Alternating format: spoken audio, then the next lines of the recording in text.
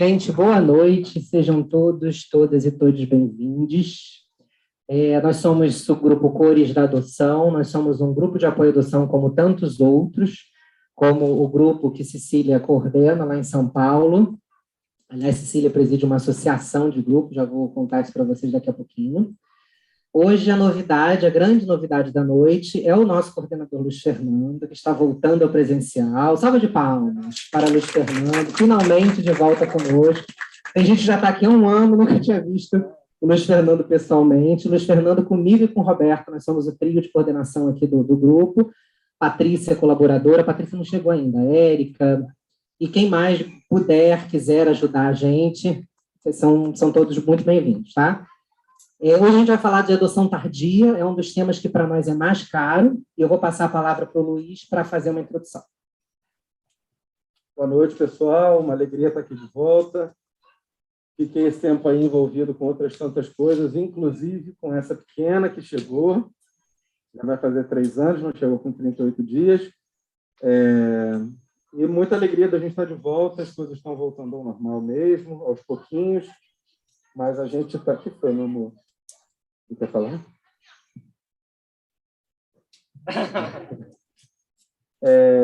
E aí é uma alegria estar aqui, todo mundo junto, para falar de um tema tão importante. Quando a gente... Hoje eu falava no trabalho sobre adoção, e toda vez que a gente fala sobre adoção com as pessoas, a gente se sente mesmo um grande militante, né? Porque a adoção entra na nossa vida e ela faz parte mesmo do repertório das nossas histórias. Fazendo mais, né, filha? Está rolando um pouco ali. E a adoção faz parte disso. Nunca será uma parte simples da nossa trajetória. Será sempre alguma coisa muito importante nas nossas vidas e para sempre.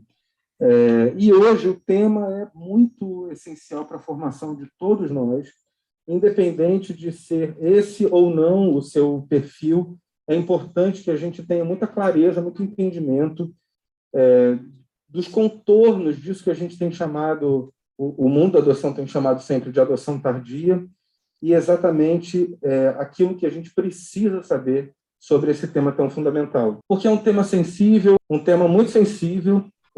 Em volta desse tema, muitas coisas são sensíveis e importantes. Entre essas coisas que rodam no tema adoção tardia, um tanto de preconceito e um tanto de desconhecimento, e que muitas vezes afasta as famílias de entender o quão possível é a formação da sua família a partir de um perfil diferenciado de criança. Então, esse é um tema muito fundamental que volta em todos os grupos de apoio à adoção, todo mundo fala sobre adoção tardia, e é um tema essencial, e a gente tem o prazer de receber hoje a Cecília. Você quer fazer a apresentação da Cecília? Vou passar aqui para o Saulo, que ele vai poder apresentar melhor. Gente, um prazer aqui estar com vocês, estou à disposição. Gente, é vida de pai, tá? Pensa bem se você quer adotar, que você vai passar por isso. Gente, o currículo da minha amiga, eu vou chamar você de minha amiga, tá? Mas claro! A gente nunca se viu, vocês acreditam? A gente se conhece há alguns anos, né? Sei lá, 2 anos. Uns 2, 3, 2 anos, eu acho. É a pandemia que aproximou a gente. Exato. E Cecília, ela é mãe por adoção. Vocês vão conhecer um pouquinho da história dela. Amiga, você podia começar falando da sua história um pouquinho, antes de entrar no tema. O que você acha? Sem problema. Ou inverso, se você quiser falar do tema, tá? Cecília é coordenadora, presidente do GAASP, que é Grupo de Apoio à Adoção de São Paulo, não é isso? Isso. E diretora de comunicação do Movimento Nacional da Adoção, que eu também faço parte como coordenador da área de diversidade. É mãe por adoção, psicoterapeuta e terapeuta adotiva. Acertei? Yes. Perfeito. E ninguém melhor para falar com a realidade encarnada sobre adoção tardia. Amiga, fala um pouquinho para a gente, começando, o que é adoção tardia? Primeiro eu vou avisar que é um sotaque paulistano, hein, gente? Então, vocês vão ouvir uns porta de vez em quando, né? Já vou avisando que vocês vão ouvir um sotaque paulistano aí. Bom, eu sou mãe há 4 anos e meio. Minha filha chegou com 11 anos. Ela fez 15 já, faz 16 esse ano, em agosto. E eu gosto muito da fala do Dr. Iberê, que é um juiz aqui de São Paulo, do TJ aqui de São Paulo, que ele fala que ele não gosta do termo tardia, porque parece que é tarde demais, né? E aí a gente fala, eu gosto muito de usar adoção de crianças mais velhas e adolescentes. Mas, por convenção, a gente usa o termo tardia há tanto tempo que eu vou usar tardia aqui na conversa com vocês. Como o meu marido e eu chegamos na adoção tardia, né? Quando a gente iniciou em 2016, assim, foi lá no Fórum Central, porque a gente era do Fórum Central de São Paulo, pegar a documentação para saber como é que fazia para adotar, na época era o CNA ainda, nem era o SMA, né? A gente foi com aquele pensamento padrão, não conseguimos ter filho biologicamente, vamos adotar um bebê, né? E eu, na época, com 38, eu tenho 43 agora, acho que eu tinha 37 anos, mais ou menos, meu marido um ano mais velho, e a gente falou, então tá, vamos lá ver toda a documentação, e durante a habilitação, a gente conheceu e enxergou a adoção tardia. E aí, quando a gente habilitou, estava de 6 a 10, mas quando o telefone tocou, ela já tinha 11. E por que a gente entendeu a questão da adoção tardia, né? E é muito legal, porque eu falo, quem adota, às vezes adota a adoção também. A gente adota o tema. Aí eu brinco, a gente faz palanquinho de adoção, a gente adora falar sobre adoção, porque isso faz parte da nossa história de vida, né? Então, quando o Saulo me convidou para vir falar com vocês hoje, eu falei, meu Deus, é claro que eu vou. Né? Eu fiquei honrada de poder participar desse encontro de vocês. E eu acho que antes da gente pensar, né, em falar sobre adoção, quando ele me convidou, eu fiquei pensando assim, né? Por que a gente fala sobre isso? Por que a gente fala de adoção tardia? Mas, na verdade, por que a gente fala de adoção para quem está nesse processo, começando esse processo? Antes que eu esqueça, só, Saulo, quanto tempo eu tenho mesmo? 40 minutos. 40? Obrigada. É só para eu ficar de olho aqui. Então, assim, por que a gente fala desse assunto? E eu acho muito legal a gente começar a reflexão pensando que quando a gente vai falar de adoção, a gente vai falar de duas histórias, basicamente. Da história de quem adota e da história de quem vai ser adotado. Então, a gente sempre fala da junção de duas histórias. Então, se a gente vai falar de adoção, a gente tem que enxergar esses dois lados. E eu adoro fazer um paralelo pensando em relacionamentos afetivos de casais mesmo. Então, quem está em casal aí, é só parar para pensar. Você juntou a sua história com a pessoa que está do seu lado.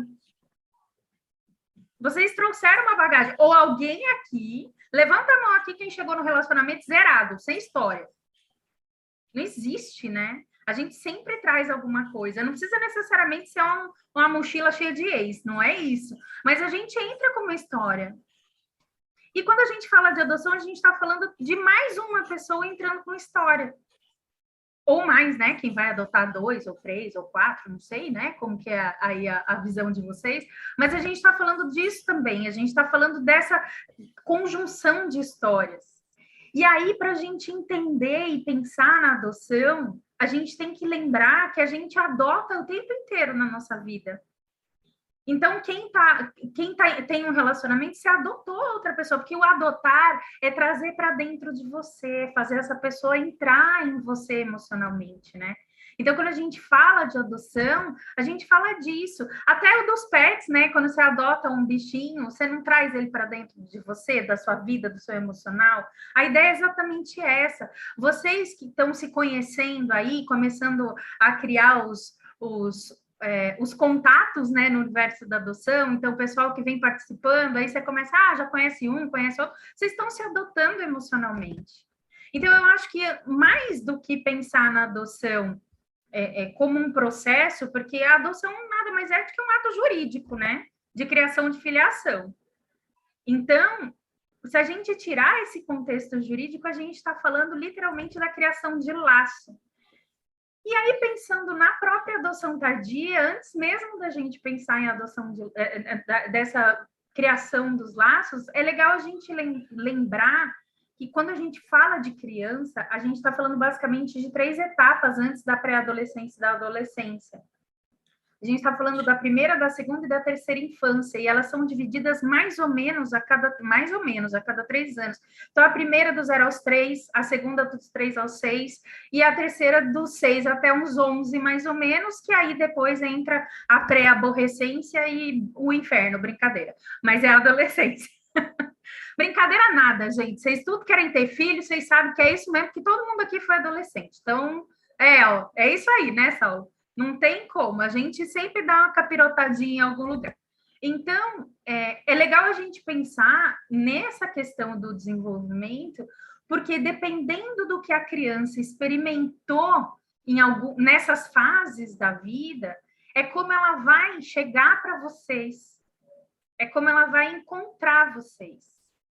E como, principalmente, eu gosto muito de falar isso, eu falo bastante no GASP, como vocês vão se encontrar naquele momento. Porque a criança traz uma coisa na nossa vida, que é o acesso à nossa história de um jeito muito mais profundo do que a gente imaginava. Então, as nossas questões enquanto filhos e filhas, e filhos que estão aí, vão ser acessadas quando a gente tiver o nosso filho, filha. E por quê? Porque vai bater de frente com a nossa criança interna. Então, eu gosto muito de lembrar as pessoas que, assim, quando você tem alguma história sua particular, alguma questão sua com relação ao seu histórico enquanto criança, tudo, lembra de enxergar isso com algum cuidado, com um carinho, porque a criança que chega, e eu vou sempre falar criança, mas eu estou falando de 0 a 17, 11 meses e 29 dias, né? Mas essa criança que chega, ela vai trazer isso para vocês. E parece que eles sabem exatamente onde enfiar o dedinho para abrir aquela gaveta da dorzinha. Olha o sotaque paulistano aí, dor. Então, é por isso que esse tema é tão gratificante poder trazer para vocês, porque é legal a gente acessar exatamente essas questões. Então, voltar um pouquinho e aí fazer um momento aulinha aqui para vocês, mas assim, quando a gente pensa no desenvolvimento infantil, e a gente fala dessas 3 fases, principalmente, a gente tem que lembrar que tem 3 pontos importantes que permeiam o desenvolvimento infantil. É a herança, a qualidade dos vínculos e o meio ambiente. Quando a gente fala de herança, a gente não está falando só de carga genética, a gente está falando de herança como um todo, a gente está falando da hereditariedade de valores, de conceitos, religiosa. Porque na adoção, a hereditariedade genética, para nós adotantes e vocês, futuros adotantes, é a que menos importa, né? A gente está falando na parte genética de cor de olho, de cor de cabelo, cor de pele, tipo de cabelo, a gente está falando dessas coisas. Mas o que a gente pensa no que vai além da genética, a chamada epigenética pela ciência hoje? É tudo aquilo que o meio traz para o desenvolvimento dessa criança. E aí essa criança vai levar para dentro da casa de vocês. Vocês já pararam para pensar nisso? Então, quando a gente pensa nessa herança, é isso que a criança vai levar para dentro de casa. Então, se ela, durante esse período, um dos valores que ela aprendeu é que as coisas se resolvem no grito, ela vai gritar. Se durante a criação desses valores nela, ela aprende que violência resolve as coisas, ela vai ser violenta. Porque foi a realidade conhecida, e eu adoro usar essa expressão, realidade conhecida. E realidade conhecida, ela pode ser ampliada, né? Ela pode ser ressignificada. A segunda questão é o lance da qualidade dos vínculos, né? Quando a gente fala de desenvolvimento. E aí, é o tal do primeiro contato da criança com os cuidadores. Aí, eu sou a pessoa dos causos. Adoro contar um caos. Contar um caos para vocês. Um casal de amigos que adotou uma nenê, chegou com 6 meses para ele. E aí, todo mundo... No abrigo que ela morava, falava assim, e a gente acha que ela pode ter algum atraso, porque as cuidadoras vão lá amamentar e ela só fica olhando para o teto, ela não faz nada, não sei o quê. E aí, umas 2 semanas depois de já estarem amamentando a nenê, ela olhava para todos os lugares, ela olhava para eles, ela toda agitada amamentando. Ela não tinha questão nenhuma. Qual que era a grande questão? A nenê ficava no abrigo, no berço, olhando para o teto. Como que ela criou o vínculo? Por que a gente fala muito sobre quem amamenta? Larga o celular, olha para a criança. Não importa se é amamentação de peito ou se é amamentação mamadeira, mas não fica segurando a mamadeira lá e o celular na outra mão aqui e segurando. Nada, cria vínculo, conexão com a criança, olha no olho da criança. Então, imagina uma criança que não teve isso. Imagina uma criança que viveu até 5 anos de idade sem a mãe ou o pai, né, sem os genitores, vou chamar de genitores aqui, sem os genitores levarem numa escola, levarem num médico, sem parar, sentar a criança ali na mesa para comer refeição junto, a criança comia o que dava. Que vínculo a criança aprendeu? Que repertório de criação de vínculo essa criança teve? Nenhum. Porque ninguém parou para olhar para ela enquanto indivíduo, né? Ninguém parou para olhar para ela enquanto um serzinho ali. Então, quando a gente fala da qualidade dos vínculos, isso vai impactar porque vocês vão criar novos vínculos. Então, a criança pode ter tido acesso a algum tipo de criação de vínculo após o acolhimento, por exemplo, mas são vínculos superficiais, porque a gente sabe que o quê? Tá lá no abrigo, entra funcionário, sai funcionário, muda a diretoria, tem uma movimentação de pessoas trabalhando. Tem um pequeno entra e sai. Fora voluntários que aparecem de vez em quando, né? Gente que faz campanha. Então, os vínculos para essas crianças são frágeis. E esses são os futuros filhos de vocês. E o último dos 3 que eu falei, que é o meio ambiente, aí a gente está falando de moradia, de família, de núcleo social, aonde a criança cresceu. Tudo isso vai fazer parte desse desenvolvimento infantil nessas etapas. Até aí, eu imagino que eu não estou falando muita novidade para vocês, né?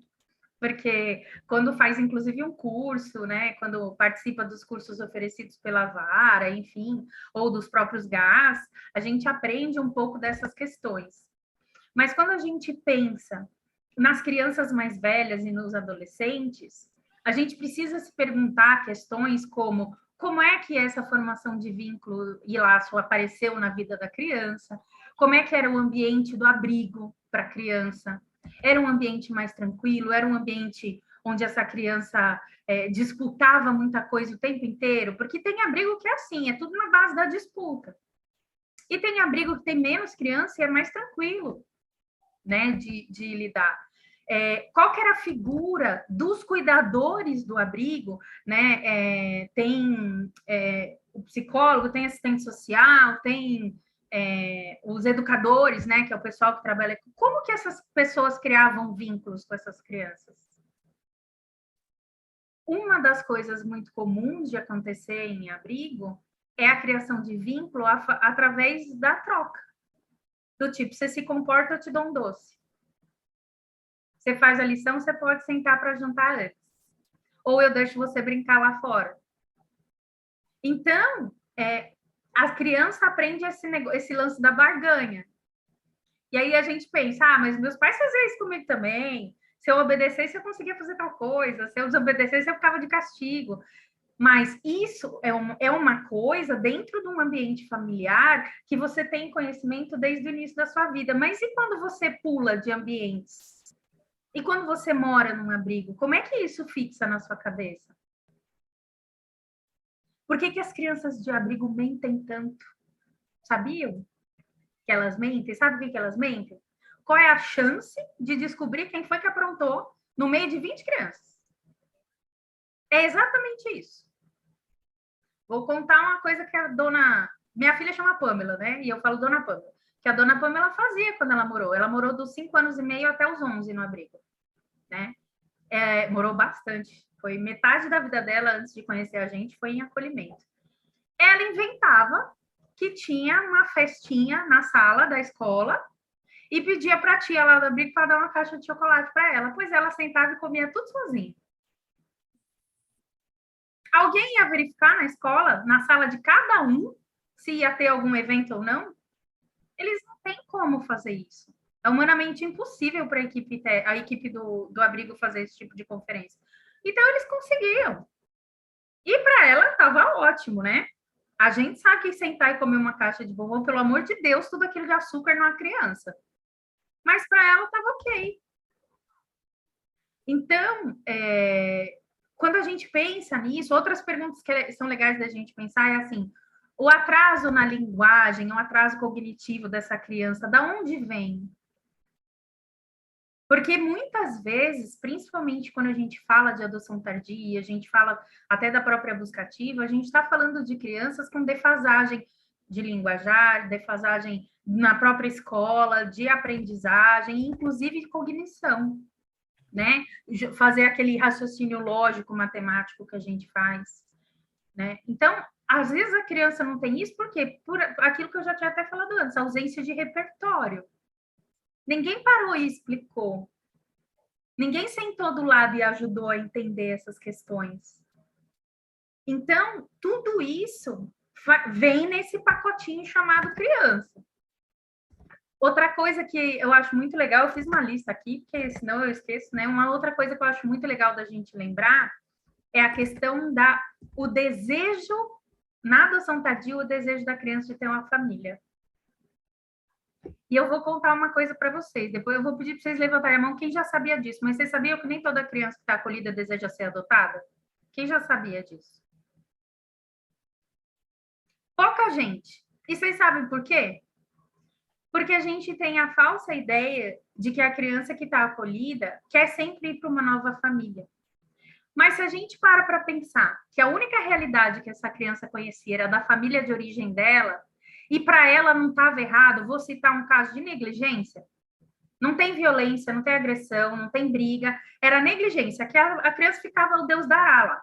A criança se virava para comer, a criança se virava para ir para a escola, ficava o Deus dará lá. Para uma criança pequena, poder brincar o dia inteiro é ruim? Não. Para uma criança pequena, poder comer porcaria, ir lá no boteco, pedir um negocinho para comer, uma coxinha, sei lá o quê, ganhar um refrigerante de alguém, é ruim? Não. Então, uma das questões, por exemplo, dentro da adoção tardia, que é mais difícil de ressignificar numa criança, é a negligência. E aí a criança tinha essa vida boa, na visão dela, e aí ela foi parar num abrigo. Tem regra, tem hora para dormir, tem hora para acordar, tem hora para ir para a escola, tem hora para comer, tem hora para tomar banho, tem hora para brincar. Me digam, essa criança quer ser adotada, ela quer voltar para a família que ela tinha. É claro que ela quer voltar para a família que ela tinha, porque na cabecinha de criança dela, aquilo lá que era bom. Mas pode ser que ninguém no abrigo explique isso para ela. E ela chegue na família de vocês via adoção. Vocês vão estar prontos, prontas e prontos para explicar para essa criança o que era negligência? Não dá para virar e falar assim, olha, seus genitores foram muito ruins porque largaram você sem comer e tudo mais. Imagina, a criança vai pegar um ranço de vocês logo de cara. E a ideia não é essa. Mas com, de repente, uma nova rotina e mostrando o quanto é prazeroso sentar e comer em família, o quanto é prazeroso alguém fazer uma comida para você que você gosta, começar a mostrar para ela essas pequenas questões que às vezes a gente nem dá tanta bola, né, no nosso dia a dia. Eu não sei quem é aí que tem que ir fazer o almoço de domingo na casa da família, e às vezes a gente fica, ai meu Deus, eu tenho que ir lá no almoço na casa da família. Mas para a criança que nunca teve essa experiência, é uma baita de uma novidade. Então, estou plantando essas sementinhas para vocês aí, de reflexão. Tudo isso tem a ver com a adoção. E algumas das coisas são muito mais potentes quando a gente fala de adoção tardia, né?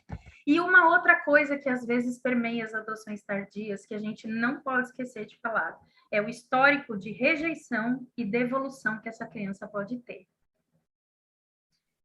Eu sou cegonha no GASP, eu faço busca ativa no GASP, e eu estou acompanhando uma mãe solo que foi conhecer no interior de São Paulo o futuro filho, e ele já passou por 2 devoluções. E ele tem 7 anos. 2 devoluções aos 7 anos. Por quê? Porque ele ficou agressivo demais nas famílias que levaram ele para casa. Alguma delas parou para pensar na história de vida dele? Da onde ele veio? O que desperta a agressividade? quando a gente enxerga essas questões, não significa que vai ficar bolinho lidar com essas questões se elas vierem a aparecer. Mas a gente, que é o adulto da história, vai ter escopo, ou seja, vai ter ferramenta para virar e falar assim, ok, eu estou querendo arremessar na parede, mas eu não vou fazer. Por quê? Porque tem alguma coisa por aí. Tem uma coisinha a mais aí. Tem a mochilinha que a criança chegou na nossa vida, né? Eu gosto muito da fala de um psiquiatra que é pesquisador e educador. Ele escreveu um best-seller lá na lista do New York Times, que ele escreveu um best-seller em 2014 chamado Corpo Guarda-Marcas. E aí a fala dele é assim, ó, porque a gente está falando aqui das marcas das crianças, né? E ele fala um negócio muito legal que é assim, ó, trauma não se trata de algo que você pensa ou descobre. Trata do seu corpo, do seu organismo que foi reconfigurado para interpretar o mundo como um lugar aterrorizante e você como um ser inseguro. Então, essas marcas que a gente traz no nosso corpo não é uma coisa que a gente pensa ou que, né, acontece tudo, é uma marca na gente. E aí, quando você é uma criança e você traz tudo isso para dentro de uma nova vida, de uma nova família, você traz uma bagagem que algumas dessas pessoas não estão prontas para levantar. E é por isso que é legal a gente falar, quando a gente fala da adoção tardia, e no começo eu falo dessas coisas mais difíceis, mas eu já vou contar o lado bom da história, tá, gente? Mas é importante eu trazer, eu faço um terrorismozinho e depois eu conto o lado bom da história.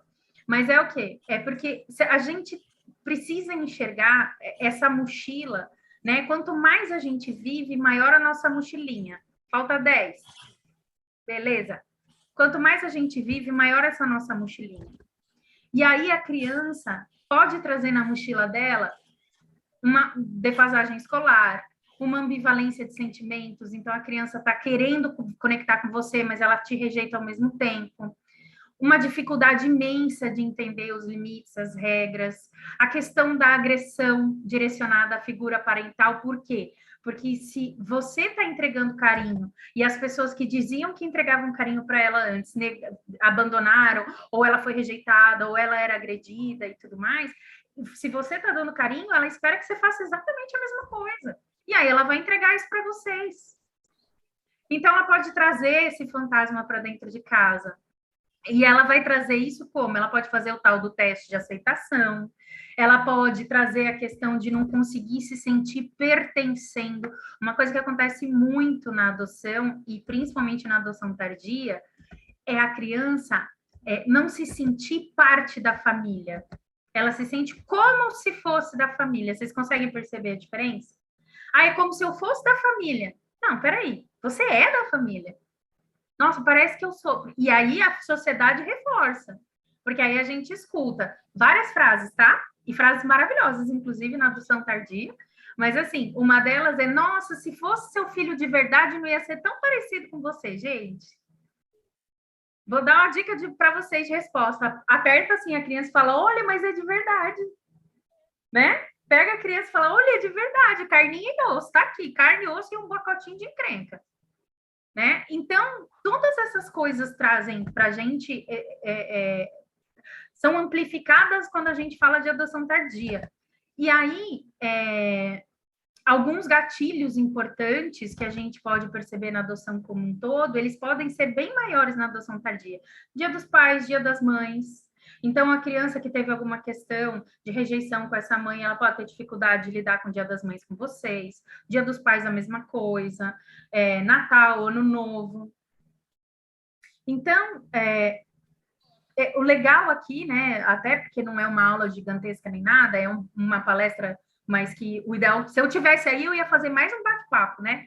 Mas a ideia é o quê? É trazer esses pontos de reflexões para vocês. Por quê? Porque o lado bom da adoção tardia é que você consegue sentar e conversar. É que você escuta a criança falando: eu quero ir com você. A criança pode decidir, inclusive. Outra coisa que acontece, que é muito legal na adoção tardia, e que às vezes a gente não pensa, são as primeiras vezes. Porque quando a gente pensa em bebezinho, o que a gente pensa? Primeiro dentinho, primeiro passinho, primeira comidinha sólida. Agora, quando a gente pensa em adoção tardia, mas eu não vou ver o primeiro dia na escola, porque já foi na escola. Mas eu não vou ver o primeiro não sei o quê. Pois tem um monte de primeiro que acontece. Um monte de primeiro. E é muito legal. Eu vou contar que a minha filha, a primeira vez que ela andou de moto foi com a gente. Que eu e meu marido somos motociclistas. A gente roda de moto para cima e para baixo. Primeira vez que ela comeu comida mexicana foi com a gente. Primeira vez que... Aí a gente ainda não teve a primeira viagem de avião, mas a gente vai ter, porque ela nunca viajou de avião. A gente teve várias primeiras vezes, eu não vou lembrar todas aqui com vocês, mas a primeira vez que ela teve um bicho de estimação dela foi com a gente. Primeiro Natal em família, com todo mundo junto, porque ela só foi ter Natal pela primeira vez no abrigo. Na família de origem dela, ela nunca teve.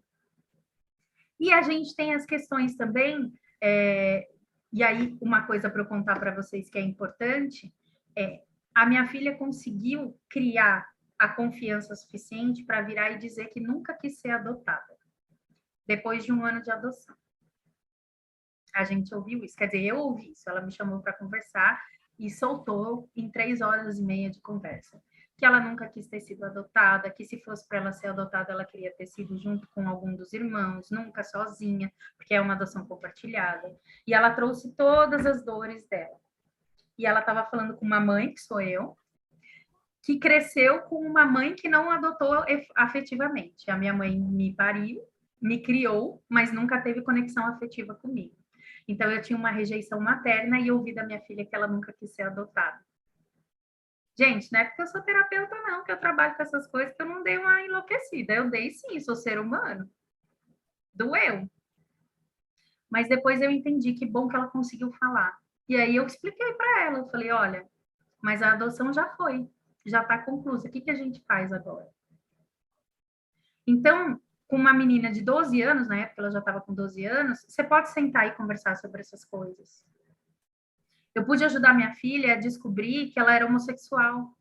Por quê? Porque ela veio de um abrigo extremamente homofóbico, que usava expressões muito duras para falar sobre homossexualidade, nem se falava de questão de gênero lá, que dirá. E aí ela ouvia sempre as expressões péssimas. E quando eu percebi todo esse movimento dentro dela, eu falava para ela, eu falava, você sabia que a gente não nasce com uma etiqueta de sexualidade nem de gênero? Quer dizer, de gênero nasce, né? Alguém vai lá e registra. Mas a gente pode entender essas questões depois? E aí ela conseguiu, aos 13 anos de idade, virar e falar assim, eu só gosto de menina, eu nunca me interessei por menino, e ela tem namorada, e minha filha é lésbica, e ela vive a realidade dela plena, porque ela sabe que ela pode. Então, é importante a gente enxergar na adoção tardia aquilo que a criança também vai proporcionar de aprendizado, de vivência. Porque a criança que chega pequenininha, ela vai ter uma história mais curta e uma vivência muito maior com vocês. Mas a criança que chega por adoção tardia, ela traz uma perspectiva de vida completamente diferente para a gente. E olha só, às vezes ajuda a gente a curar algumas das nossas dores. Porque a gente enxerga e acolhe outro ser humano. Lógico, a adolescência vai ser difícil? Vai ser difícil. Mas sabe uma coisa que a adoção tardia também permite para a gente? A gente não passa pelo estresse da revelação, porque a criança sabe que é adotada desde sempre. Então, sabe aquele medinho de quem adota bebê? Quanto que eu conto? Que forma que eu conto? Né? Como que tem que fazer? Que eu vou contar a história de que sementinha? Nada, da adoção tardia eles já sabem. E a minha filha tem umas tiradas maravilhosas sobre adoção. Que uma vez viraram, um amigo dela estava contando um negócio que eu e meu marido fazemos, não sei o quê, e que a gente é nerd, e que a gente não sei o que lá, e aí o amigo dela falou, caraca, queria ter nascido na sua família. Ela falou, eu também. Soltou na lata, aí o amigo falou, o que você está falando? Ela falou, não, é que eu sou adotada. O tema adoção, na adoção tardia, para a criança, não é um tabu. Consequentemente, não é para a gente também. A gente tem conflito até hoje, minha filha e eu? Temos. O vínculo foi mais fácil com o meu marido, porque ela tinha um vínculo maior com o pai biológico do que com a mãe? Foi. Mas a adoção tardia, ela traz algumas coisas que são de um crescimento, desenvolvimento para a gente. E assim, Não estou querendo fazer mudar de ideia quem quer adotar bebê, tá, gente? Eu sempre falo, eu respeito todos os sonhos adotivos, desde que você se prepare para realizar. A ideia é sempre essa. Mas quando a gente fala da adoção tardia, a gente fala de uma construção em que o elemento que está chegando vai construir junto, de uma forma um pouco mais consciente do que na adoção de bebês e crianças pequenininhas. Então, a mochila de vocês e a mochila dessa criança, eu gosto muito de usar a expressão mochila, porque é um negócio que fica nas nossas costas. Nem sempre a gente tem noção de quanto a gente está carregando. Quando a gente fala de adoção tardia, a gente consegue tirar essa mochila, botar do ladinho, pegar da criança, botar do ladinho e começar a tirar as coisas. Então, foi muito importante para mim, por exemplo, contar a minha história de rejeição materna para minha filha. Foi muito importante também para minha filha ouvir a questão de abuso emocional, para ela enxergar o que ela tinha vivenciado. Porque uma coisa que eu vou... E aí, ó, dica da terapeuta para vocês. Se humanizem sempre que possível. Para os filhos, para os cônjuges. Se humanizar é não querer ser forte o tempo inteiro, não querer estar certo o tempo inteiro, não querer conquistar as coisas o tempo inteiro. É de vez em quando assumir as nossas fragilidades humanas. Porque na adoção vai aparecer, gente. Na adoção a perna fica bamba, a gente fica com medo das questões, mas acreditem, se vocês estão aqui dispostos, né, e dispostas a ouvir alguém falando sobre adoção, é porque vocês estão abertos a isso, porque tem muita gente que vai e faz o curso obrigatório e, ó, chispa dos grupos de apoio. E aí depois não sabe por que está passando tanto perrengue na adoção, porque não encontrou um lugar para se acolher. Eu acho que era isso, Saulinho. Cadê você, meu divo? Gente, vou falar, eu chamo ele de divo, porque eu não aguento esse cabelo. Eu simplesmente não sei lidar com essa cabeleira maravilhosa dele. Então, a gente se conheceu chamando ele de divo. Som. Deixa... Som. Obrigado, amiga, pelo título. Mas não eu ganho apelido no GASP, você tem que ganhar apelido aí também, meu bem. Porque o povo do GASP, eu sou Dona Cissa, Tia Cissa, eu tenho um monte de apelido no GASP. Gata, muito obrigada. A gente estava comentando ali atrás do quão delicada e cirúrgica você foi em determinados pontos. Agora a gente vai ouvir o depoimento de um casal que adotou, como você, em adoção tardia. E depois a gente fica aí para escutar o depoimento. Eles vão ficar assim de costas, porque eles vão ficar de frente aqui pro pessoal. Não, tá? não tem problema. Não vou achar que é mais falta de educação. Mas aí, depois que eles falarem, 20 minutinhos, a gente vai fazer uma roda aqui e eu vou coletar as perguntas, tá? E a gente faz uma troca. Eu já tenho umas coisinhas que eu quero te perguntar também. Beleza, eu vou fechar o microfone. Obrigada, amiga. Uma salva de palmas para a Cecília. Muito obrigada.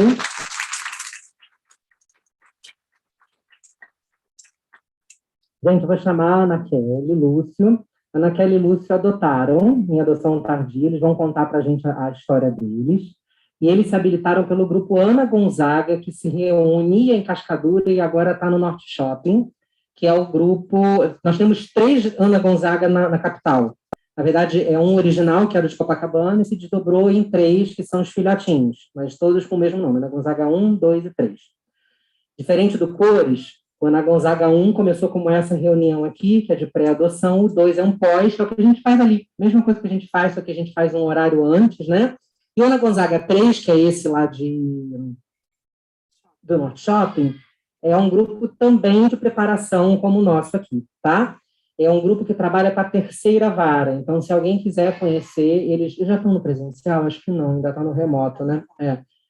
As coordenadoras são pessoas de mais idade. Os grupos que têm pessoas que coordenam com mais idade ainda estão no remoto.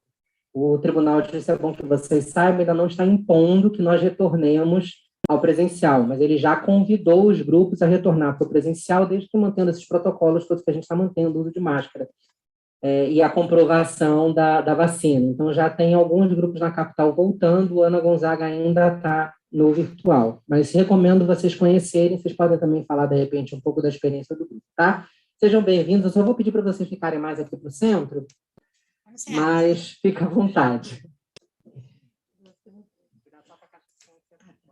boa noite, Ana Kelly. Escutei seu depoimento e lembrei de um monte de coisa, né? Do seu. Bom, vamos lá. A gente se habilitou em 2014, a gente entrou para a habilitação. Nosso perfil era de menino, entre 5 e 6 anos de idade, porque eu trabalhava e a gente queria pular essa fase de creche, de doente, ter que sair correndo para cuidar. A gente achou que sendo maiorzinho, já indo para a escola, facilitaria a nossa vida, né? Ficaria mais fácil para trabalhar, enfim, não precisaria depender tanto das pessoas.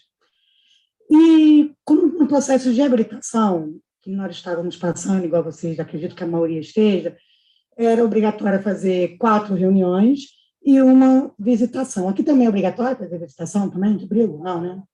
Tá, pelo Ana Gonzaga é obrigatório fazer uma visita. Na verdade, é a terceira vara, não é o Ana Gonzaga. Ah, tá, a terceira vara. Que obriga a fazer uma visitação. Ah, tá.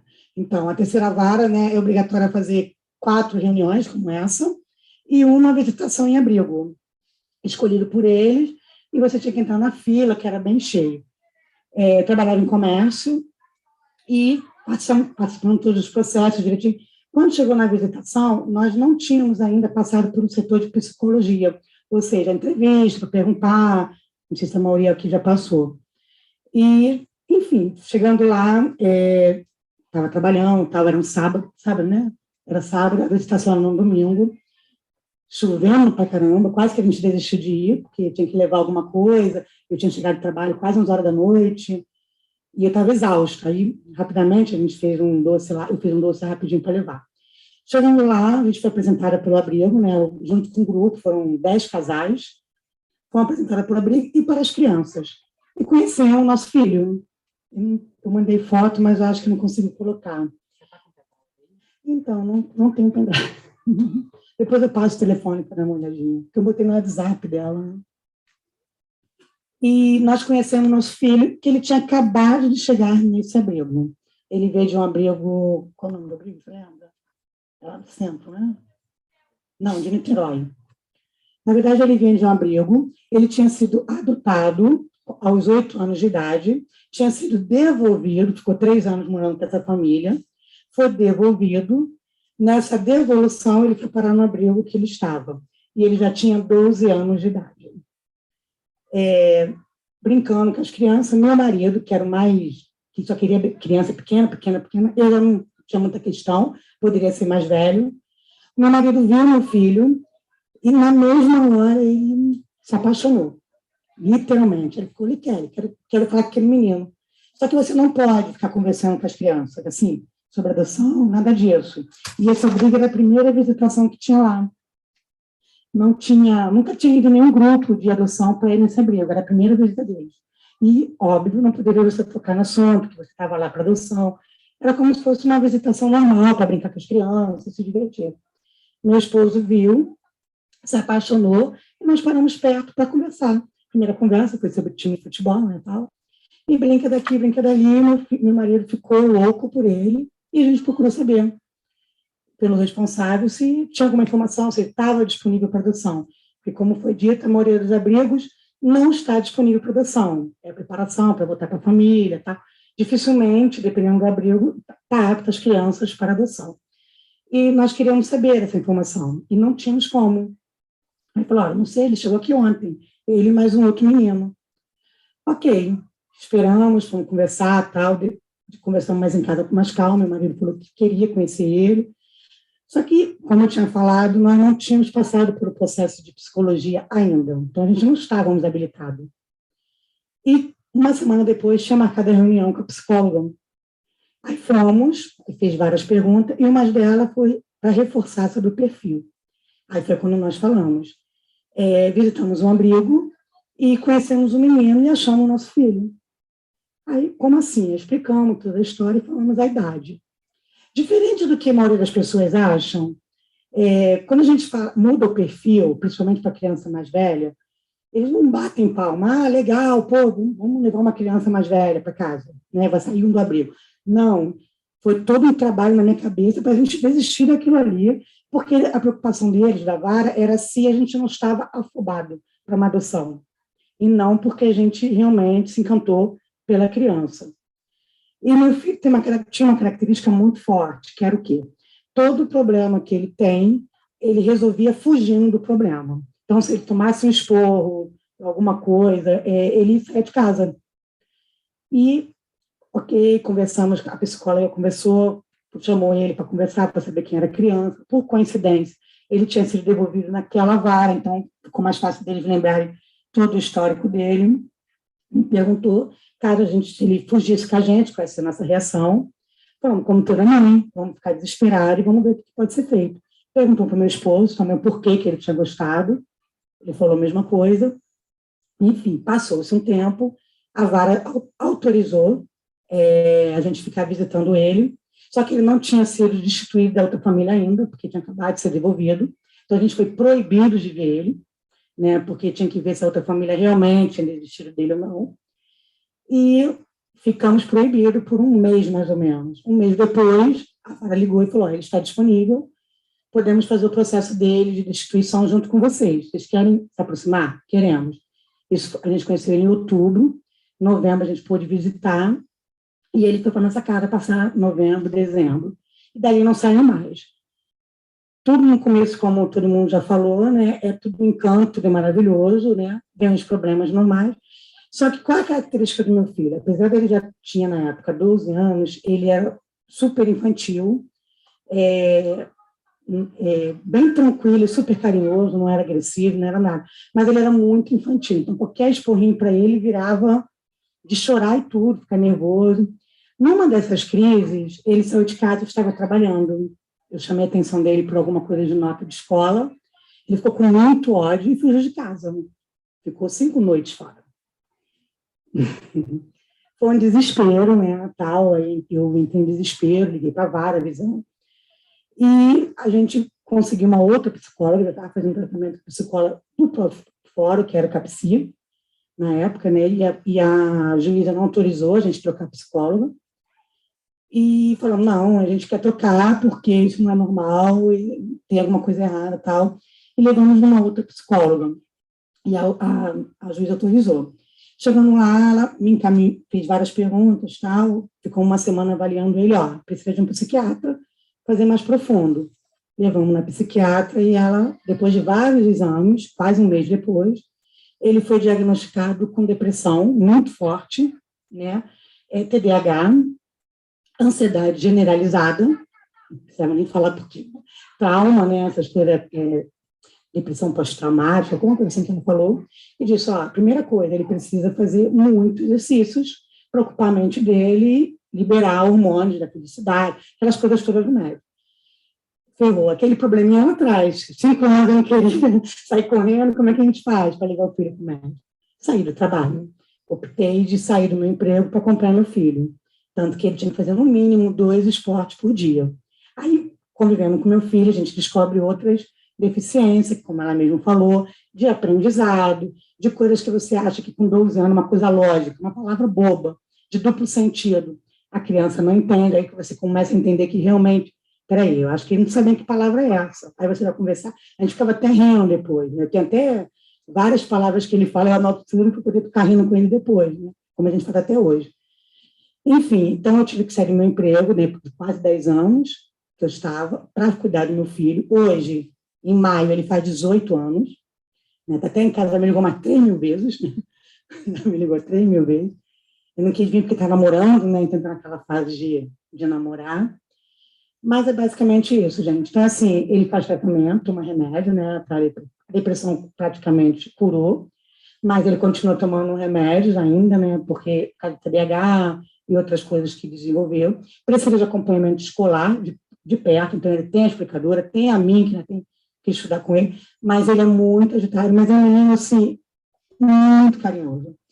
E o que eu queria reforçar nisso tudo, gente, nós não queríamos, entre aspas, criança mais velha, justamente para evitar esse tipo de problema. Mas não adiantou, o destino fez com que mais velho, como ela falou, a facilidade de você poder falar, a criança se expressar, apesar do meu filho ter dificuldade de se expressar, é muito grande, ele tem uma dificuldade imensa de se expressar, ele fica calado, ele pode estar com ódio que ele fica calado, então você tem que ensinar ele a responder, Então, vou dar um exemplo. Então, ele sofreu bullying na escola, um dos motivos da fuga dele foi até essa, ele sofreu bullying na escola e não sabia. Realmente estava tudo maravilhoso. Como é que foi a escola? Foi bem, mãe, chegava rindo e tudo. Com a convivência, eu comecei a perceber que a risada dele era forçada. Eu tenho alguma coisa errada. Aí você vai investigar, ele estava sofrendo bullying na escola, chamando ele de burro. Então, assim, são coisas que você vai analisando, de conviver realmente, você começa a perceber coisas que você não perceberia se eu estivesse trabalhando. Tanto que mês passado mesmo me ligou, quer voltar? Não, não tem como. Eu trabalhava de segunda a sábado, domingo sim, domingo não. A criança não entende que você precisa trabalhar um domingo para ter uma folga durante a semana, não entende, ele ficava me ligando 5 minutos, mãe, tá chegando, falta muito para chegar, falta muito. Isso com 12 anos, né, foi passando 13, vai 14, e as coisas vão continuando, né, falou, você quer ir para a área administrativa, trabalho de segunda a sexta? Não dá, daqui a pouco ele está na fase de 18, está casando, tendo um filho, e eu não curti a fase de ser mãe, agora a gente fala de netos, né, mas o que ela falou, eu vi muito meu filho, ele realmente, quando chegou em casa, ele falava que queria casar, queria ter filhos, quer ter mó casarão, como ele falava. Hoje ele já fala que vai casar, vai morar todo mundo na minha casa. Vai morar todo mundo lá. Fala que quer ter 10 filhos. Eu falei, quem vai cuidar? Senhora. É assim que ele fala para mim. Então, assim, ela fala que para a filha dela foi fácil falar de adoção, né? Para minha filha, ela sai super bem. Meu filho, não, ele fala de adoção tranquilamente. Mas temos o preconceito. Ele já perdeu amigos, né, de quando ele chegava na casa dos colegas, porque ele falava muito fácil. Você pergunta, ele mente, mas quando ele tem esse dele, né? Mas quando não é, tipo, fala de adoção, eu vou mentir por quê? Não tem necessidade, né, na cabeça dele. Só que aí a gente tem que ensinar que não é sempre que você tem que falar, porque as pessoas têm preconceito. E foi o que aconteceu, ele perdeu um amigo, porque falou que era adotado, ficava em briga, começa aquelas perguntas, como é que foi no abrigo? Como é que era lá? Como é que era isso? Começa aquelas perguntas. Por incrível que pareça, os adultos têm mais preconceito do que os próprios colegas, então ele perdeu um amigo que frequentava na casa direto por causa desse tipo de assunto. Então a gente teve que falar, toma cuidado, a nossa vida a gente não expõe. Para mim não tem nada demais falar, não tem problema nenhum, mas você tem que aprender a se defender. Se você não sabe se defender, não vai adiantar, você vai sofrer. Aí você vai falar, aí você que ele falou para mim, mas deixa eu falar, eu estou acostumada a sofrer. Você escutasse de menino de 15 anos, era essas frases dele. Hoje, ele já não fala mais essa frase, mas ele também não responde. Ele continua não sabendo se defender. Agora que ele estava desesperado até para o namorado, agora que está começando a namorar, arrumar namorado tem uma semana, já quer na casa e tudo. Eu posso esperar um mês, pelo menos? Deixa eu fazer um mês. Calma, para que a namorada também é ansiosa igual ela, então fica uma briga, quem é mais ansioso. Mas, assim, está nessa fase, ele está um pouco mais calmo, porque agora está com a namoradinha, mas teve coisas que a gente teve que ensinar. A gente teve que ensinar palavras de duplo sentido, que ele não tem maldade, então as pessoas estavam debochando. Ele não conseguia ver que era deboche. Tivemos que ensinar etiqueta mesmo, de você sentar, comer na casa dos outros. Uma vez a gente foi na casa da minha comadre, ele chegou lá, adorou queijo no Minas, pegou metade do queijo. Graças a Deus foi na casa da minha comadre. Né? Ela começou a rir, está gostoso, que você está uma delícia. Então, assim, teve que ensinar. E foi ali que a gente parou e falou, peraí, não sabe. Então, assim, são as situações. Teve que falar, por exemplo, talarico, né, que a gente não pode cantar namoradinha do colega, porque não está acostumada com isso. Hoje ele já não faz. Então, tem várias coisas que você fala assim, isso aí não é possível, eu tenho que ensinar. Tem que ensinar. São coisas mínimas que você tem que ensinar. Às vezes, eu estou conversando com uma garota, alguma coisa, eu tenho que ir lá e mostrar a parte agora que nós mulheres, né, que você não pode encostar no corpo, que você não pode fazer isso, que na época do meu esposo, na época dos meus cunhados, que são mais velhos, não tem nada demais, então você tem que falar sobre isso. Então, assim, essa idade tem as vantagens, né? Por exemplo, ele entrou na academia agora, eu tive que ir junto, toda dolorida. Estou conseguindo nem andar, ainda queria ir hoje. Filho, não dá não. Hoje não. Eu não estou conseguindo nem levantar.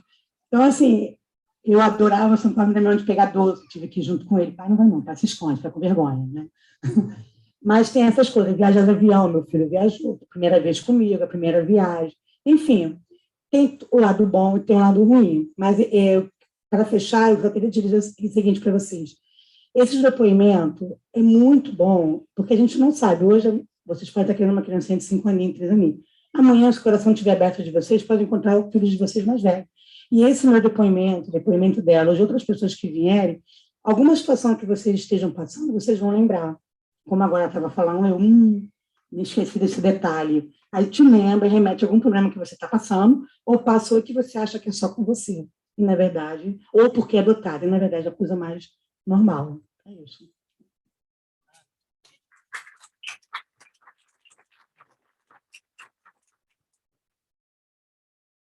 A gente costuma ouvir relatos do tipo, eu queria tanto adotar uma criança pequena, porque é o pequenininho, vai ser tudo assim a primeira vez. Vocês tiveram primeiras vezes com seus filhos? Tenta lembrar um pouquinho. Coisas que ele nunca tinha feito na vida e que fez com vocês. Meu filho ontem estava lembrando disso. Mãe, como é que eu estava comprar leitinho? Porque eu adoro leitinho com açúcar, e eu ensinei ele a comer. Hoje eu proíbo. É um exemplo. É um exemplo. Brigadeiro de colher. Eu amo brigadeiro de colher. Mãe, brigadeiro de colher, você vai fazer? Ontem eu não estava lembrando isso tudo. Mãe, você me ensinou merda, né? Ontem nós estávamos conversando sobre isso. Ele reclama de estudar, né? Para variar, né? Quem estuda com ele mais sou eu. Hoje ele fala que é melhor para a faculdade, para ensinar ele. Eu falei, não, Deus me livre. Deus me livre, me esquece. Eu vou morrer quando tiver paz. Ele, não, mãe, quando você vai morrer, eu vou rezar para você voltar. Depois ela morre, depois que eu passar por essa fase. Então, assim, teve viagem de avião, que a gente nunca tinha viajado, levamos ele. Mas, assim, para a gente, a facilidade, porque, principalmente para mim, né? A facilidade de você, como ela falou, de você poder falar as coisas. Eu me seguro muito em relação à emoção, eu não gosto de pegar pesado. E na adolescência, como ela falou, eles pegam no teu ponto fraco. Aí, minha primeira vez foi chegar para ele e falar mais dura, porque eu sou mais próxima dele, até ficar o dia inteiro com ele. Então, eu sou mais companheira. Então, falar mais dura com ele foi difícil, a primeira vez. Depois não, agora com a doutora hora. Me chama de chata agora. Mas, assim, é essa parte que eu achei muito legal. Tem muitos, né? Porque a gente não está lembrando. Tem de algum especial. Eu mandei uma foto que não dá para mostrar, que foi o primeiro parque de diversão dele. Foi assim que a gente... Na verdade, o primeiro passeio depois do abril foi um pastel desse tamanho. A gente comeu lá no Mananciais, que ele ficou louco. No final de semana foi o passeio no parque, né? Que ele também ficou doido. Já tem um probleminha de passeio, que depois ele acha que a gente é rico. Só quer fazer esse passeio. Você tem que voltar. Isso eu corrigiria. Se eu tivesse com outro filho agora adotado, eu falar, opa, esse eu não comi. Porque você quer tanto passear, que depois ele acha que a gente é rico. Porque... Não, que a vida é um passeio. Então, tipo, qual é o passeio hoje, mãe? Qual é o passeio hoje? E, tipo assim, você falar para ele que não tem dinheiro, né? Você tem que falar, mesmo você tem que acabar de receber. Porque senão eles acham que você é fácil. Mas só lá no caixa eletrônico. Isso já com 15 anos. É só no caixa eletrônico mesmo, ele estava falando. Quer ir para ter shorts, que é de adolescente, quer ir para não sei. Falei, filho, não aceitei banco, não. Aí, mãe, é tão fácil, é no caixa eletrônico. Ele vai fazer 18 anos. Então, assim, uma coisa que eu queria exemplo, né? Acho que ela comentou alguma coisa. Meu esposo bebia, né? Antes de ter nosso filho, saía, se divertia, bebia. Um dia nós fomos no mercado fazer compras, só que ele bebia cerveja sem álcool. Nós fomos no mercado fazer compras. Quando chegou lá, meu filho, empurrando o carrinho, ele chegou para mim, olhou para a cerveja. Mãe, com que idade posso beber cerveja sem álcool? Essa foi a pergunta dele. Ele tinha 13, né? 13 para 14 anos. Aí eu, vai lá, seu pai está lá na frente, pergunta para ele. Vou não. Nunca mais botou cerveja sem álcool nem em casa. Porque é o exemplo, né? Então, assim, pode beber? Pode, lógico que pode, né? A gente não vai proibir, mas eu também não quero levar culpa. Deus me livre acontecendo coisa mais grave por causa disso, porque ele ama moto. Então, tem um medo, né? Então, assim, tem várias coisas, como eu falei, né? As besteiras, sessão cinema, né? Que é direto. Ele ama filme. Se deixar aqui no cinema toda segunda-feira, que é barato. Toda segunda-feira ele quer ir. Eu peguei uma promoção semana passada, R$3,50. Ele acha que toda segunda agora é R$3,50. E, mãe, é só R$3,50, mãe. Aí eu, tu vai comer pipoca, não vai comer nada? Ele, então não tem cinema. Então, assim, tem essas coisas. Sessão de cinema lá em casa direto, leva os amiguinhos lá para fazer. E é isso, basicamente isso. Uma salva de palmas de novo. Os filhos educam a gente, né? Não importa a idade. Eles trazem situações que colocam a gente em xeque-mate, né? E a gente começa a rever os nossos próprios comportamentos. Eu amo Coca-Cola. Se eu visse a cerveja, o meu é Coca-Cola. Aí meu filho começou a me pedir Coca-Cola. O que eu faço, né? Eu parei de beber na frente dele, parei de comprar até em casa, para ele entender que ele vai poder beber Coca-Cola em algum momento, mas se eu ficar também bebendo na frente dele toda hora, haja resistência, né? Eu achava engraçado quando alguns... Era comercial, os pais se escondendo doce dos filhos para lá. É, que besteira. Quando a gente está na situação é que a gente vê como é que é, né? É. Chocolate também, tem que dar uma segurada. Cecília, vamos começar a bater papo de novo? Vamos, posso só mostrar, vocês falaram de primeiras vezes, eu tenho uma pastinha aqui chamada primeiras vezes, eu separei só umas fotos, posso mostrar? Pode, mostra aí. Você consegue? Ah, você precisa me permitir compartilhar a tela. Me faz o tutorial aí, peraí. Ah! Fica no meu nome e...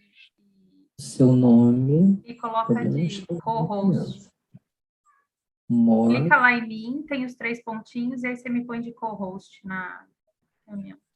Remove, número 1. Make host. Tá aqui.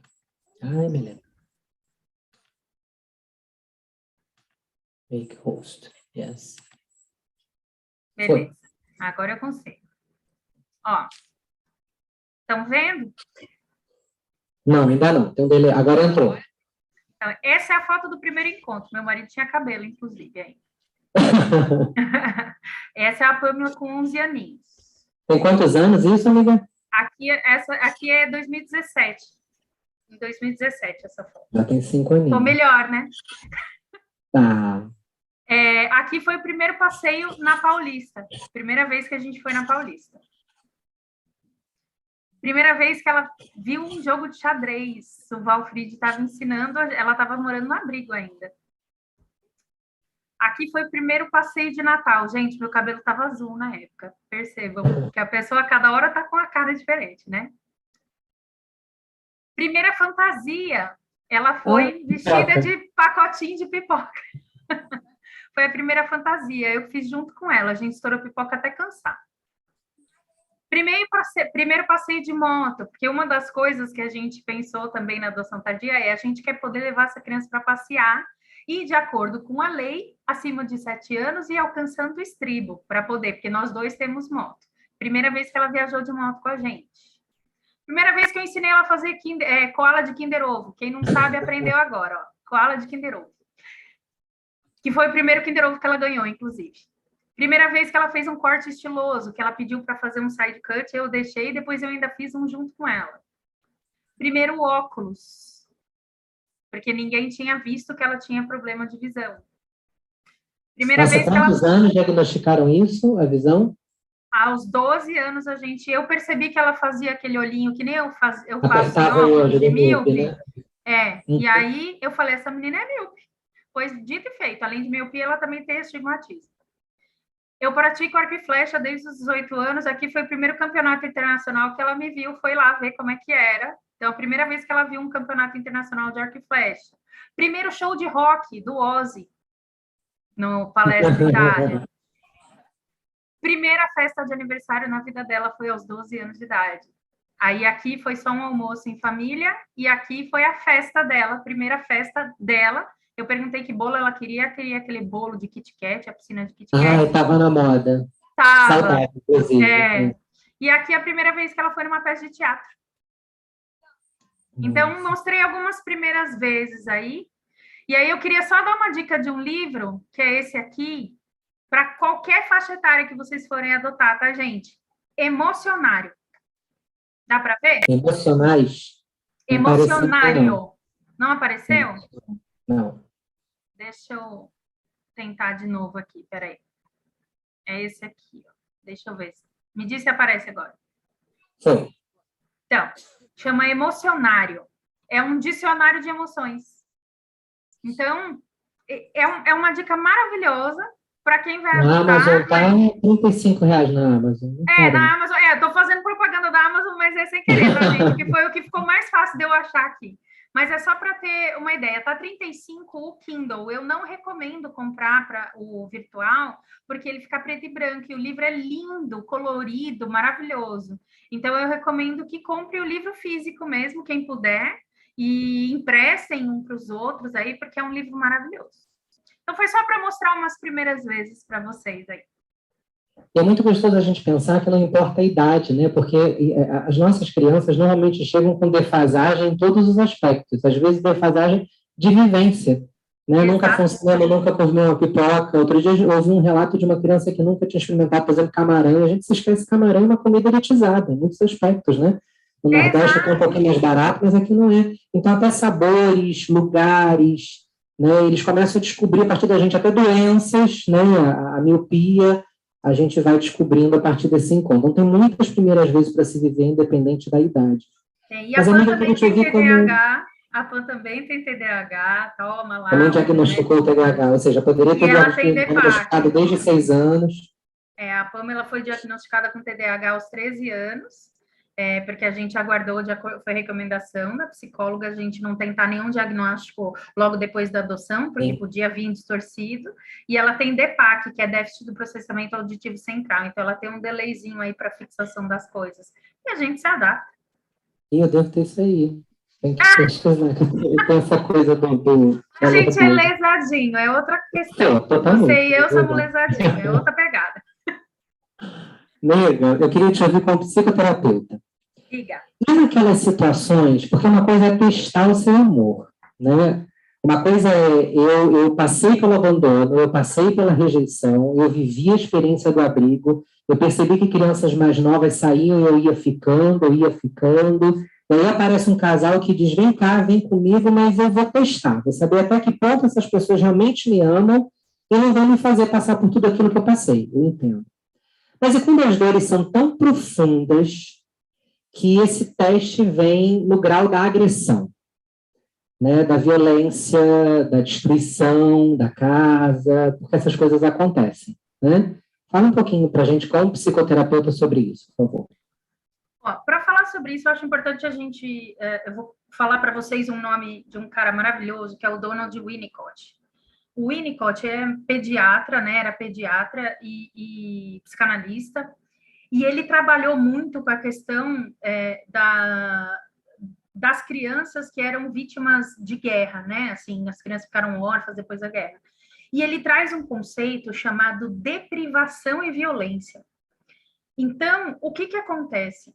Quando a gente enquanto ser humano, privado de experiências positivas, privado de relações amorosas, privado de construção de laços, a gente não cria esse registro na gente, e aí, em algum momento da vida, a gente recebe a possibilidade de entrar em contato com esse sentimento, ele cria uma ambiguidade emocional.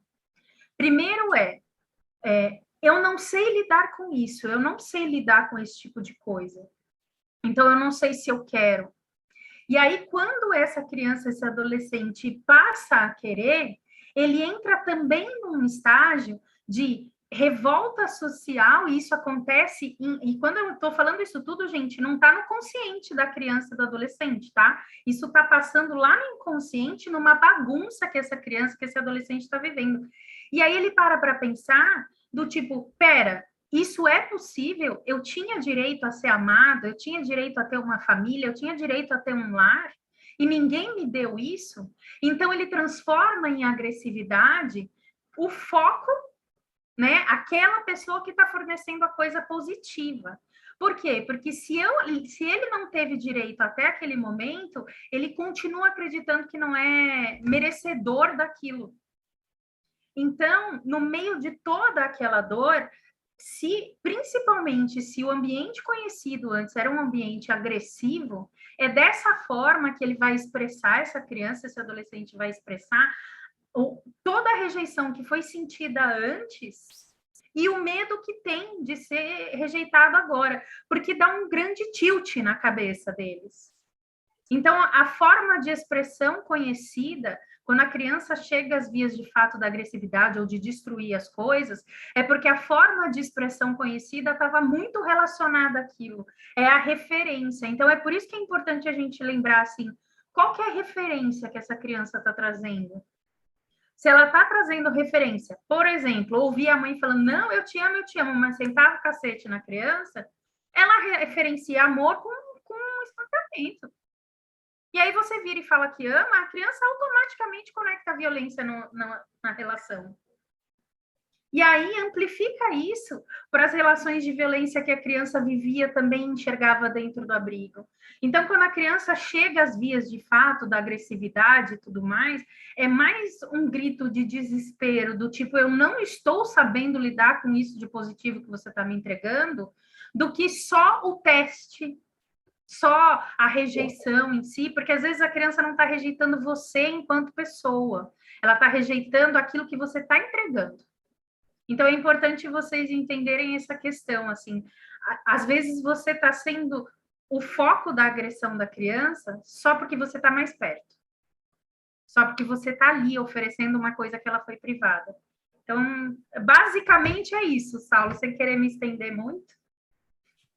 Tem uma passagem do filme O Caçador de Pipas. Aliás, leiam o livro, tá? O livro é 1000 vezes melhor do que o filme. Alguém já leu O Caçador de Pipas? Já viu o filme? Aliás, a cena final é muito sobre isso, né? Sobre você estar perto e você ser o alvo de todas o desabafo, né? Que eu preciso fazer para me libertar de todo o mal que eu vivi. Então, quem está vivendo essa situação, ou se você sabe de alguém que está numa situação de aproximação de adoção tardia e está vivendo esse momento difícil, tendo de lidar com a agressividade que algumas crianças trazem, isso é muito comum. Recomendo muito assistir o filme Caçador de Pipas e, se puder, ler também, tá? Não fala sobre adoção tardia, tá, gente? Fala Não, sobre... Porque eles até falam, né? Porque o rapaz adota o menino no final, né? Ah, já contou spoiler aí você, ó. Tem um spoiler, mas não contou o que acontece, mas assim... A história não é sobre adoção, mas no final rola uma adoção, mas não era o foco, né? Falei do Winnicott, aí eu lembrei de uma frase dele, até peguei aqui para não falar errado, que ele fala assim, ó, que é bem essa pergunta que você fez, tá? A conduta antissocial é um grito de desespero para que o sujeito que reivindica do social aquilo que foi prometido. Então, é exatamente daí que vem a dor. Eu entendo família por acolhimento, por amparo, né? Por cuidado, mas o que eu vivi foi o inverso disso, foi abandono. Exato. Né? Então, eu reivindico com o ódio, sem exagero da palavra, né? Com o ódio de não ter recebido aquilo que deveria, né? Ter recebido, eu reivindico com ódio, com o meu comportamento, e haja paciência e acolhimento. E é uma explicação, né, que a gente precisa enxergar, porque ele não vai falar. Ele não vai falar que é isso que está doendo, porque não tem nem compreensão, né, amiga? Ele nem sabe. Não alcança, não tem vivência suficiente de vida para elaborar isso e traduzir em palavras o que sente. Então, age com... Esse amor dói. Esse amor dói. Amiga, eu vou passar aqui para perguntas. Alguém quer fazer pergunta? Rogério vai fazer uma aqui. Se alguém quiser, levanta a mão e eu vou até a pessoa depois. Eu sou Rogério, tudo bem, Cecília? Tudo bem? Oi. Achei muito preciso tudo que você falou, Cecília. E por mais que, assim, frequentasse grupo de adoção, né, desde a habilitação, essas coisas vêm muito assim, legal, entendi racionalmente. Mas eu só fui entender isso daí depois de 3 anos, vivendo, né? Entender esse passado, entender por que reage assim. Eu só digo isso assim, como é importante a gente se aprofundar nessas questões mesmo. A adoção tardia, isso que eu queria, na verdade, acrescentar. É uma grande responsabilidade. A adoção é uma responsabilidade, ter filhos é uma responsabilidade, mas sem trabalhar culpa, sem trabalhar pena, é uma responsabilidade com aquela criança que está chegando, que foi devolvida, meu filho também tinha sido devolvido. E a gente não pode, assim, claro, coisas acontecem, mas a gente vai deixar ele passar de novo por essa situação? É muito bom ouvir as histórias, porque as histórias se repetem, né? Meu filho fez as mesmas coisas, o filho da Roberta, a gente vê, assim, é comum isso. Por isso que, para quem caminha pela adoção tardia, é muito importante a reflexão, é muito importante a conversa no casal, para saber se é aquilo mesmo, se eu dou conta. A gente idealiza uma criança, e a criança idealizada nunca é a criança real. Qualquer expectativa que a gente cria, cai. E a Ela gente não existe. Oi? Ela nem existe, a criança ideal não existe. E se a gente não trabalhar isso, a gente não consegue aguentar. É um tranco. É claro, assim, vou falar assim, vai 4, vamos chamar de virtudes, que eu acho que a gente precisa trabalhar e a gente precisa pensar antes de decidir fazer uma adoção tardia. Uma é básica, que é o amor, o que você tem que... o relacionamento amoroso que você tem que dedicar a essa criança. Mas, assim, uma adoção tardia, pela experiência que eu tive, a gente tem que ir a fundo no que é paciência. Tem que entender o que é paciência na prática. Não é a paciência teórica, racional, não. É paciência de verdade. Coragem.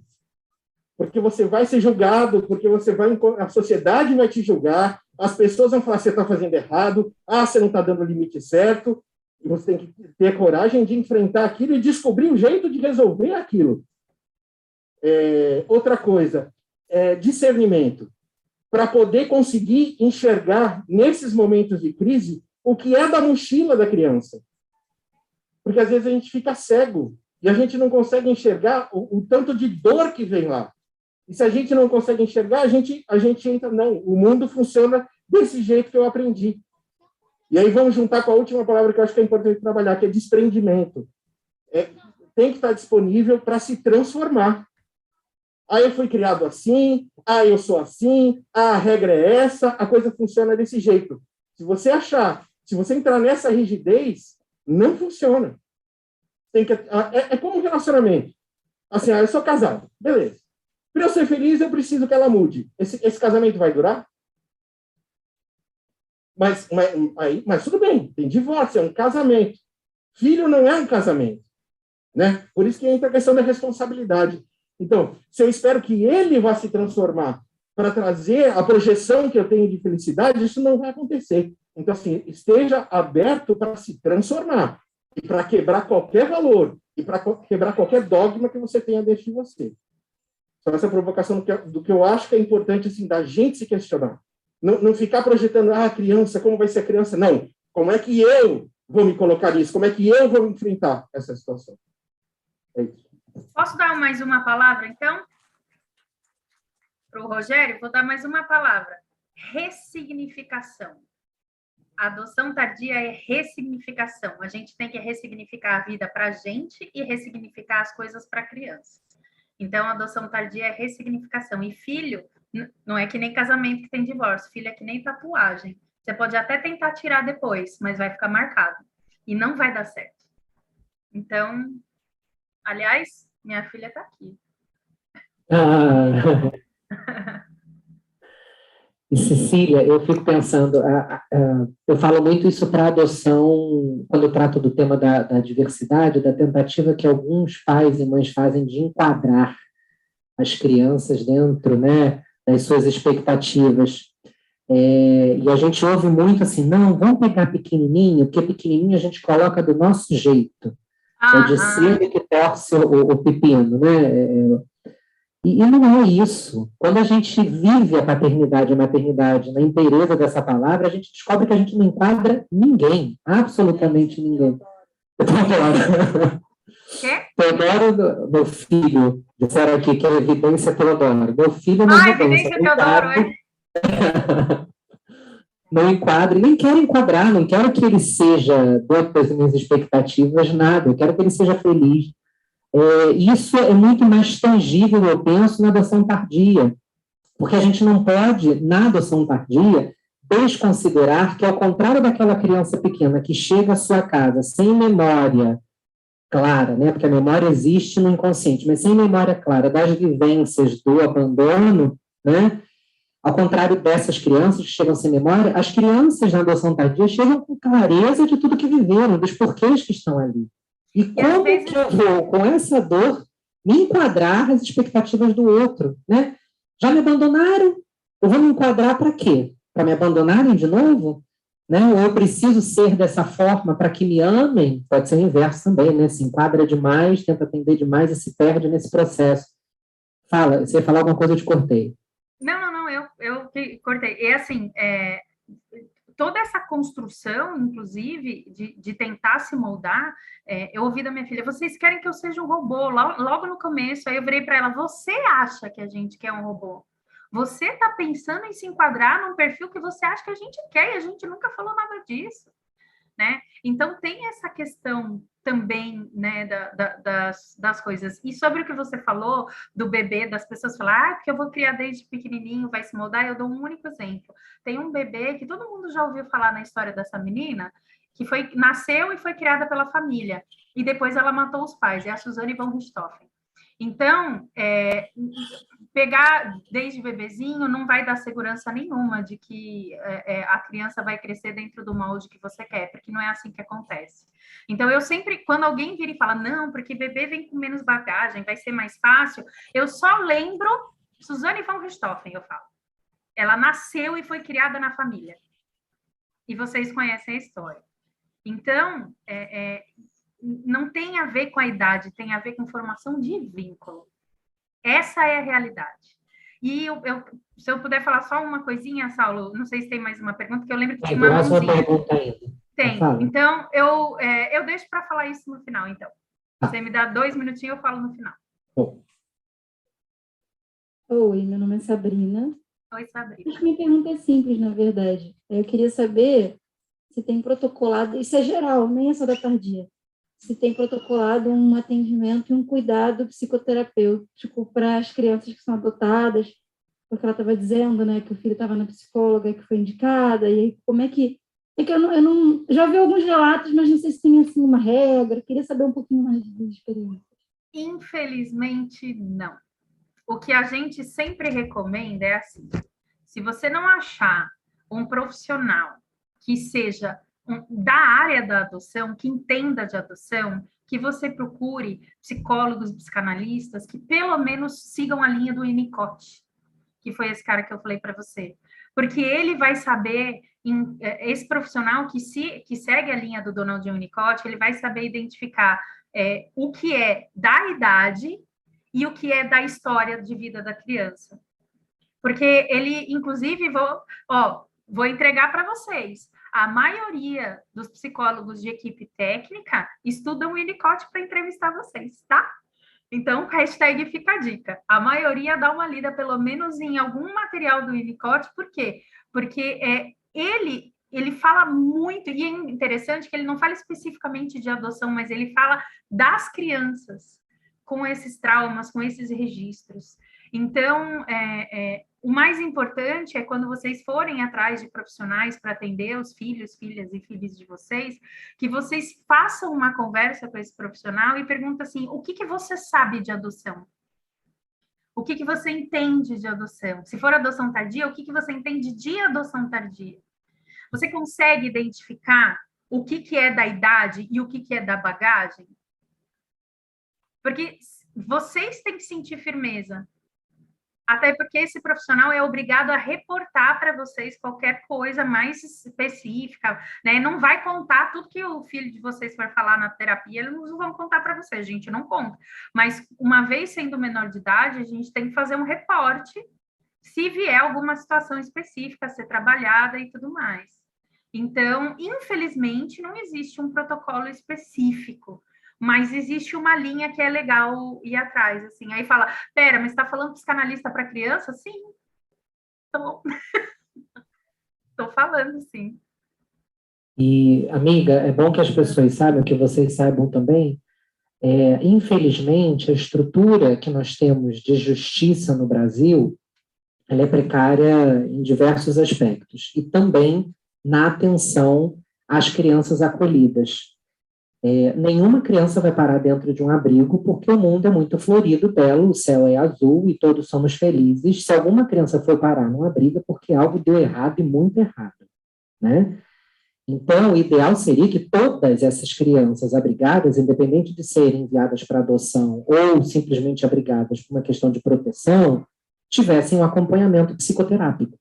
E eu acredito que a sua pergunta vai nesse sentido também, né? Mas elas não têm. Quando muito, elas têm um acompanhamento de uma psicóloga de vara de infância que visita lá de vez em quando. Agora, aquela terapia, que quem já fez sabe como é, que você senta e tem uma hora dedicada para você, um olhar dedicado para você, de um terapeuta que acompanha a sua história, isso não existe. Então, eles chegam para vocês com o acúmulo das dores que tiveram e levaram ao abrigamento. É a partir do encontro com vocês que eles vão aí sim encontrar o caminho terapêutico. Então, você querer que numa primeira sessão ele já saia dali transformado, gente, se a gente faz 2, 3, 4, 5 anos de terapia para entender, agora que entendi por que eu como leitinho com açúcar, né? Por que Saulo come come hambúrguer toda semana? Muito bom. Menina, eu vou te dizer, um hambúrguer que eu descobri essa semana no recreio. Por que Saulo adora um hambúrguer? A gente vai para a terapia para entender essas coisas. Onde estão os nossos gatilhos das compulsões? Se a gente é adulto, leva... Não é numa semana, não é num mês de terapia, não é em 6 meses. Vai dar trancos e barrancos até o negócio entrar no eixo, tá? Porque eles também, lembrem, são adolescentes, estão se entendendo no mundo, enquanto estão fazendo terapia. Não é fácil. Tinha que ter aquela menina atrás. É fácil? Não é fácil. Fala, Maquele, temos 3 minutinhos. Sobre a neuroterapia, vou dar o exemplo do meu filho e mais 3 casais de pós-adoção. Quando tem em abrigo, é estagiário, normalmente é estudante da faculdade de Estácio, a maioria que eu vi, e usa eles como laboratório, estudo. E em relação à psicóloga, para mim, a chave do meu filho é psicólogo desde que ele tinha 12 anos, né? Então, vai fazer 18, tem 6 anos. A primeira psicóloga que eu consegui para ele, quando ele deu essa fuga, ela mandou devolver, a psicóloga. Mandou devolver e falou que eu estava arrumando um problema. Eu desliguei na cara dela. Eu estava desesperada, ela me deixou mais desesperada. Aí eu aprendi com o meu filho a escolher psicóloga, porque eu fui para a internet pesquisar, eu nem sabia a diferença. A minha psicóloga era um só. É psicólogo, vamos lá. Hoje eu sei uma porção de tanto ler, mas ele passou por uns 3 ou 4 psicólogos para acertar. Primeiro a mulher, depois ele pediu o homem, porque aí entrou na fase de mulheres, ele queria entender. Mas, assim, é muito importante essa parte do psicólogo, porque foi bem difícil para a gente. Porque a primeira mandou devolver, né? Tem psicólogo, psicanalista... Só você. Só falar, psicólogo, psicanalista ou psicoterapeuta, tá, gente? São 3 frentes de trabalho diferentes.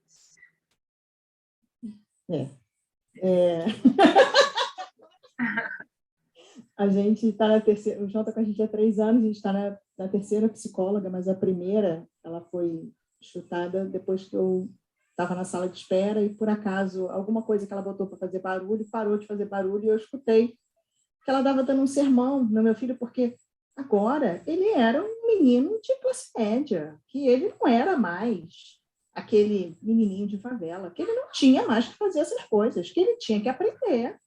Né? Lord. Aí eu olhei e falei, oi? Toque, toque, toque na porta, com licença. Eu esqueci que eu tenho que ir ao banheiro em casa, né? Assim, eu trouxe qualquer que puxei ele de lá.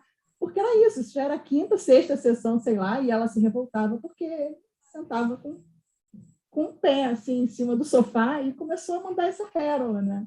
Então, não é fácil, não. A gente erra mesmo. Desculpa, esqueci só de falar uma coisa, que é importante também estar atento para as primeiras coisas, né? O primeiro banho quente com sabonete, são coisas pequenas, mas que são super importantes e a gente prestar atenção nisso. A primeira roupa limpa, a primeira possibilidade de fantasiar o Papai Noel, a primeira vez que eu tenho uma festa de aniversário, que eu tenho essa atenção, tem coisas mínimas, mas que são as primeiras vezes também, com 10 anos, com 12 anos. Sempre que fala dessas primeiras vezes, eu fico tentando pensar em coisas simples, né? O cara deve, por exemplo, ter comido um feijão que era cozido numa água simples, com sal só.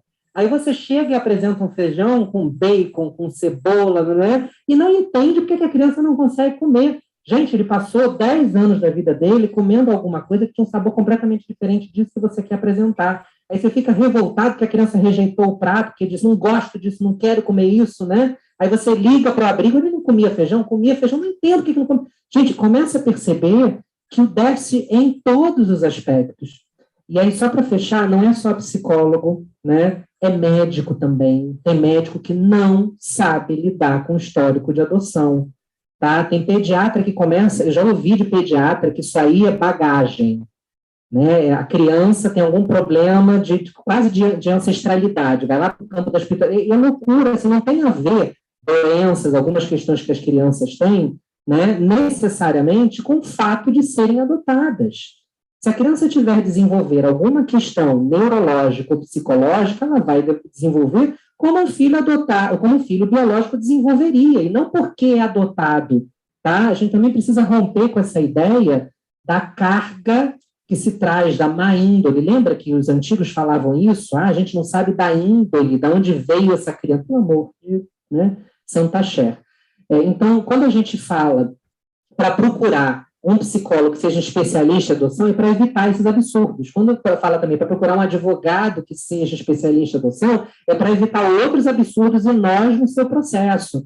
Então, procure também médicos que entendam de adoção, de preferência até alguém que tenha sentado por aqui como médico, já passaram alguns por aqui, tá? E que também possam, com a vivência, entender um pouco mais sobre a realidade das escolas. Lembrei, estava tentando lembrar do quarto. Escolas, né, que sejam compreensivas na questão da adoção, que não queiram também fazer da sua experiência uma bandeira, porque seu filho não tem que ser um ícone ali, ele tem que ser um como todos os outros, seu filho ou sua filha.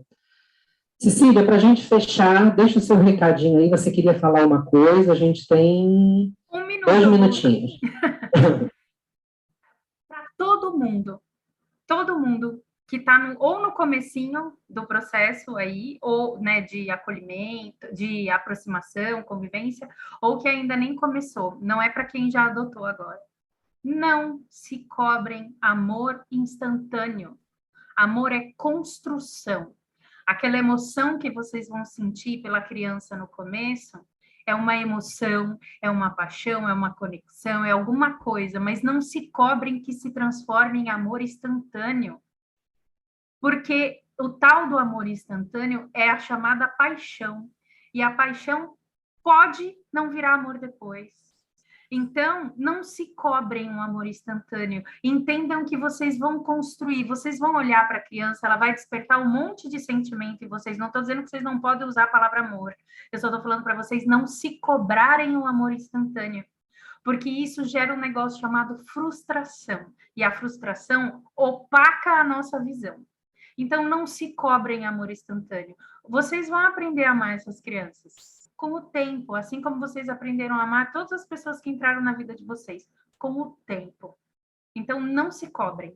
Isso machuca vocês e as crianças. Ok? Era só isso que eu queria falar. Maravilhosa! Boa noite. Muito obrigado, amiga.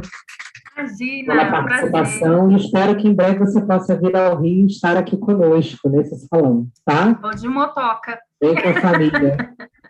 Um beijo. Beijo pra galera de São Paulo aí. Tchau, tchau. Tchau, tchau.